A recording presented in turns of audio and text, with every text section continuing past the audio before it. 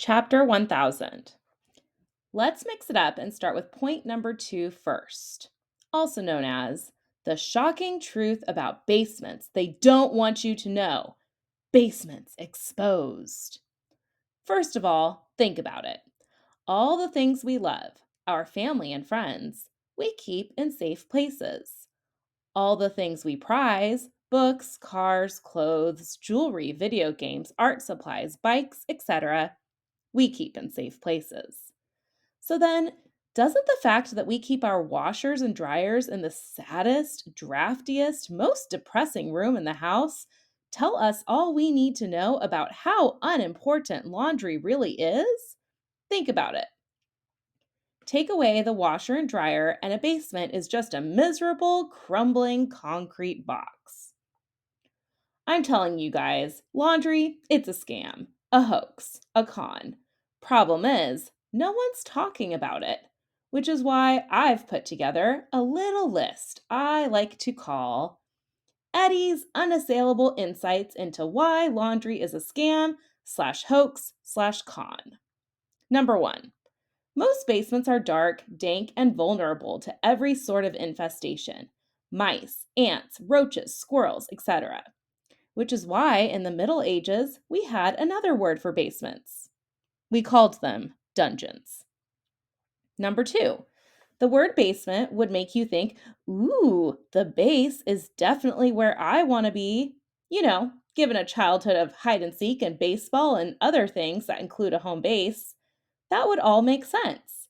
That seems on its soapy surface to be a logical argument.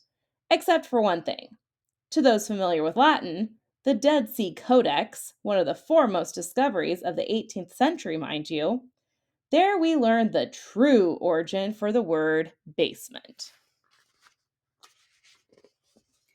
And in fact, you might be shocked to learn the word itself, as we know it, is incomplete.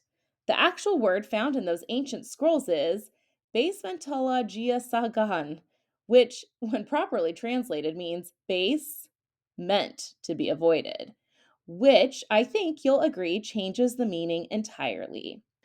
I mean, it's easy to see how our incorrect definition came to be.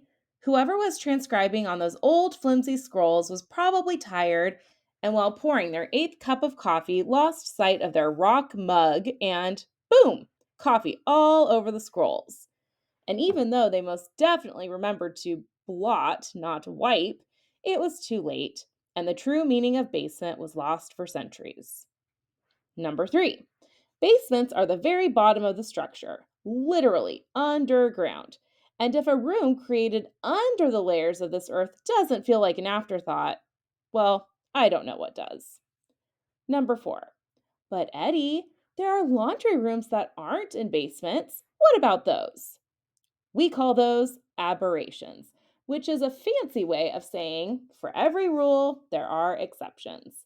And if you are one of those rare and super privileged souls who doesn't have to do their laundry in the creepy confines of a basement, well, congratulations. You are better and safer than the rest of us. Enjoy it. And if you are an awesome human who is the kind of person who knows there's more happiness in giving than in getting, consider inviting your closest friends and their bags of laundry over for a non basement laundry day. But also, even if you are that non basement laundry room unicorn, you aren't completely out of the woods. Because while location is one of the most important ingredients for a successful laundry routine, that's merely the beginning, my friends. Fair warning, what comes next is a lot. So pause and only turn the page when you are absolutely ready to have your whole mind blown. Chapter 1100. See, laundry in our house is not your ordinary clothes cleaning situation. I probably can't even explain what an ordinary laundry situation is, but were I to guess, I'm imagining for most people it goes something like this. Number 1, throw clothes into washer and start washer. Number 2, remove clothes from washer and insert into dryer. Start dryer. Number 3, fold. The end. Simple, right? Not so in the Holloway family home. No, in our house, washing and drying clothes is easily the most overly complicated, stupidly complex process ever in a house that has a ton of overly complicated, stupidly complex processes. And who's to blame for this laborious laundry doing? One word, 3 letters, 3 times. Mom. Mom, mom. Mom is the reigning champion of a game I like to call Why Are There So Many Steps? Take the Bronster, for example. He's been doing his own laundry mom's way for 5 years, and he still screws it up. And it's not just that he's shrinking his clothes or turning his white shirts pink, which is bad enough. No, somehow he loses entire outfits. I'm talking the dude puts in 5 t-shirts, 3 pairs of socks, 2 pairs of shorts into the washer and dryer, but when he collects his clothes later, he only has 3 t-shirts, 2 pairs of socks, and 1 pair of shorts. Even when he's at the top of his laundry game, he still loses 30% of his clothes. And you're like, OMG, I didn't even know this was a thing that happened with laundry. I know. That's why I'm here to tell you the whole truth. Okay, you're right. Clearly, no one's mistaking the Bronster for a genius. I can't tell you the last time he read a book that wasn't 97% pictures. But you'd think he'd be a clothes cleaning pro since he's awesome at pushing buttons. He presses mine all the time. But nope, he's as confused as the rest of us in this house. You think I'm exaggerating? Well, how do you explain the 37 pages detailing exactly how our laundry should be done that Mom wrote, printed out, 3-hole punched, and stuck in a binder? And she laminated the pages. Mom insists the binder is just helpful guidelines to make laundry fun and easy, which is one of those total parent fibs that you can't believe they actually said out loud without laughing. Anyway, I figure rather than just tell you that mom's doing too much with all these laundry rules, I'll let you see for yourself. Step number 1, gather all your soiled clothing articles. Told you, she's a lawyer. Okay, let's see. Where should I start, seeing as my entire bedroom is covered in soiled articles? Even my dirty clothes hamper is buried in dirty clothes. While I gather, allow me to count down a few classic parent fibs from their greatest hits collection. Yeah? Fib. Eat your broccoli if you want to grow up to be big and strong. Truth. I paid money for that broccoli. Plus, my parents made me eat it. So now I get to make you, and by one day, if you're lucky, you can continue this terrible tradition with your kids. Bonus truth. Clearly, shoving broccoli stalks down your throat is not going to grow your 4 foot 11 inch on your tiptoes butt into a 6 foot 7 giant, but in parent school, they're taught to pretend science doesn't exist. You know, except when it's your homework. Another fib. There are no monsters under your bed, in your closet, or in that really dark corner of the basement. Truth. Unless you count the Bronster, who likes to jump out from hiding places to scare the bejesus out of you. Fib. Any sentence that your parents start with the words, well, back in my day. Truth. The exact opposite of however your parent ends that sentence. Fib. This thing you don't want to do will be so much fun. You just gotta give it a chance. Truth.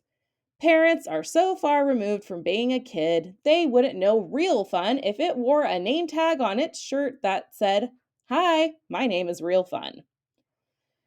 And okay, speaking of fibs, not gonna lie, it's possible Mom was being honest when she said my clothes maybe, sorta, do stink. But it's not because I stink. They've just been stewing in my closet for half the summer, and it's not my fault it's hot as the Bronster's breath in there. Okay, so this completes the first phase of our gathering. I've officially collected as many t shirts, pants, shorts, underwear, and socks as I can hold against my chest. Because the more I carry on each trip down to the basement, the less trips I have to make. Right? Except maybe I was a little too ambitious because this pile is so high I can't quite see over it as I blindly stumble out into the hallway, doing my best to keep my balance. Even though I'm pretty sure I look like a restaurant waiter carrying a tray piled high with a lopsided stack of flapjacks, which is a funny word for pancakes. And the table where I'm supposed to deliver the flapjacks is on the other side of a frozen, slippery pond, and instead of ice skates, I'm wearing rollerblades. This is obviously the fun Mom was talking about.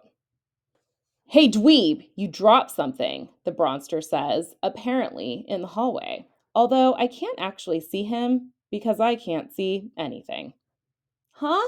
No way. I didn't feel anything fall, I reply, trying to glance down at the floor, but too afraid to lose my grip. What did I drop? Everything, the Bronster cackles, karate chopping the clothes pile from between my hands. All the clothes tumble onto the floor except one exceptionally smelly, should be white, but currently looks brown sock. That special sock clings to my lips. If my legs weren't buried in my clothes, I'd charge the Bronster like a bull. Hey, not cool, man, I grumble. You know what else isn't cool? You, dork. We'll see who's the dork when I'm President of the United States and you're living in the sewer with all the other rat people, I shoot back. I remove my lips sock and fire it at him, but it just falls harmlessly onto the hallway floor and he laughs even harder. Before I can restock my sock ammo, it's too late. The Bronster's wings have already flapped him back into his dragon lair, his bedroom door slamming behind him. Have fun, laundry loser, he calls from inside. If I had a magic wish granting lamp and it only gave me one wish, and I could wish for anything in the whole world except for more wishes, with zero hesitation, I'd wish I was an only child. I stoop down to regather my clothes and catch a peek inside the partially opened bedroom door across from my room. Mom's smiling and humming a song I don't recognize as she packs her beach bag. If you would have asked me what my wish was after my real dad died, and I wasn't allowed to say, bring my dad back to life, I would have used my one wish on this, for Mom to smile again. All of us were sad, of course, but I don't know. I can't explain it. But seeing your mom cry and knowing there's nothing you can do to make things better for her, it's one of the worst things I've ever felt. But now, here she is, smiling in a way that makes her whole face light up. And even though I hate to admit it, it's partly because of beep beep, WBD says, ascending the stairs toward me. Whoa, did your hamper projectile vomit all over the hallway? Or are you creating abstract art, bud? I shrug, and for a second, I think he's about to help me. But then he walks right by and slips into my parents' bathroom. I sigh, maybe feeling a little bad for myself, before WBD reemerges with a large white bag that looks like a fishing net. I look at it, quizzically. What's this? We can't properly gather our soiled articles without a laundry bag, can we? He winks at me, and as I stand there wondering how to reply, he gets busy stuffing my laundry into the bag. He holds the bag open for me, and I join in the stuffing. My lips are about to form a thank you, man, when Mom calls out, Cal, can you come in here, please? Yes, babe, he answers as he shovels the last handful into the net. He stands back up, hands me the bag, and with a quick smile and a shoulder pat, he says, You got this, bud, before disappearing into their room. And all I have to say is, if WBD thinks just because he helped me bag up a few shirts and because he helped Mom get her smile back, that I'm going to ignore all the super annoying things he does, like buying oat milk or dancing around the house singing into spatulas, that I'm suddenly going to forget my real dad ever existed, that he was the best dad ever created? Well, ha, wannabes gonna be spectacularly disappointed. Chapter 1200. I'm carrying my second to last bag of laundry downstairs when I'm nearly spun a full 360 degrees.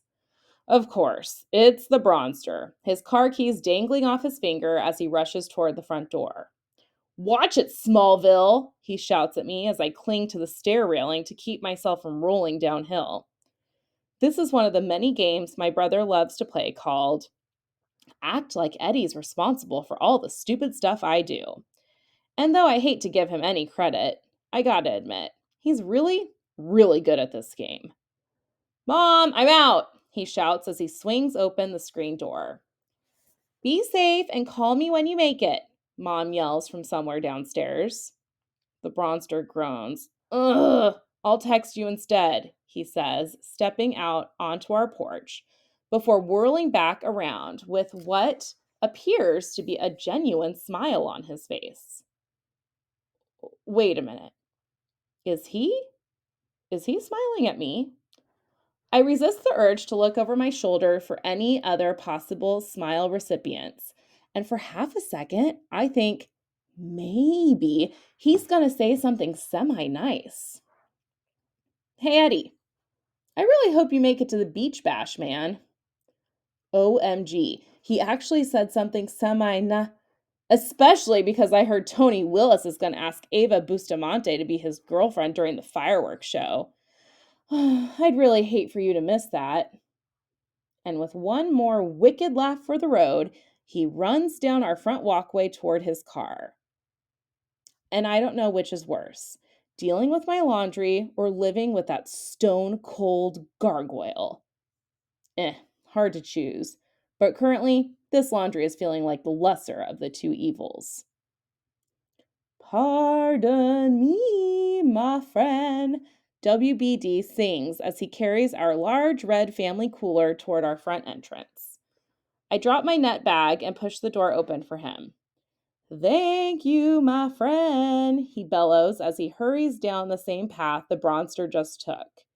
And without even seeing what's in that red cooler, I already know its precise contents and exactly how it's packed.